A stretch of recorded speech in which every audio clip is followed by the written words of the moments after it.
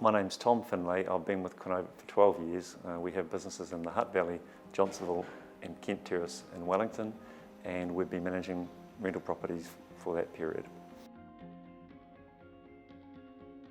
So there's 5 areas that are covered by the Healthy Homes Act. Heating is the first one, and that's for the living area of your property. We'll talk more about what exactly the living area is later. Insulation, that's ceiling and floor, and also a moisture barrier is the most important part in the new Act to stop moisture coming up from the ground. There's ventilation, which is in your wet areas, so bathrooms and kitchens, and that's making sure that any moisture created by showers or by cooking is evacuated so that your property doesn't end up with damage from too much moisture in it. It does also apply to living areas, and that's specifically whether your windows open up large enough to allow fresh air in and out. The fourth area is moisture ingress and drainage. So what that means in practice is, do your downpipes and your gutters work, and are there any areas around the foundations of the property where moisture could pool and then get under the property and end up in the property. So we're glad to see that addressed.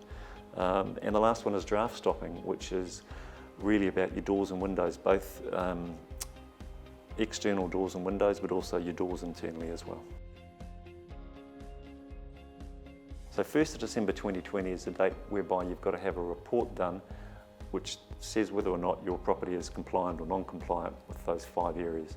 You also need to make that report available to any new, varied or extended tenancy agreement from that date. So if you're a property owner and you haven't taken any action yet on the Healthy Homes, I would strongly recommend that you come and talk to an expert like ourselves. We've done thousands of these reports and we can certainly help you. I guess I'd like to make one note as well, that if you're a property owner with 6 or more properties, there's been some changes to the Residential Tenancies Act, which means that the fines for non-compliance for these sort of events is dramatically higher. So if you're someone with multiple properties, it's more important than anyone else that you act quickly. A lot of property owners will remember that with the insulation requirements from 2019, if you left it too late, it was hard to get an installer, and sometimes it was hard to get insulation materials because there was a lot of people who left it too late. And we're seeing that now in these COVID times. There's been a massive disruption to manufacture, to shipping from overseas, also shipping internally, and Auckland ports are in a bit of a pickle at the moment.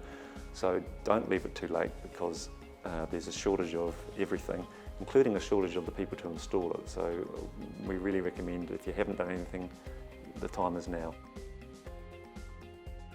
We are seeing new builds where they meet the building code, but they do not meet the Healthy Homes standards. So if you're in the process of having a property built, we strongly recommend that you talk with the builder about making sure that it is compliant. My advice would be, come and talk to us. I mean, we're looking at thousands of properties. We've seen all sorts of different and weird and wonderful combinations. So this is what we do for a living. If you want good advice, we're here to help.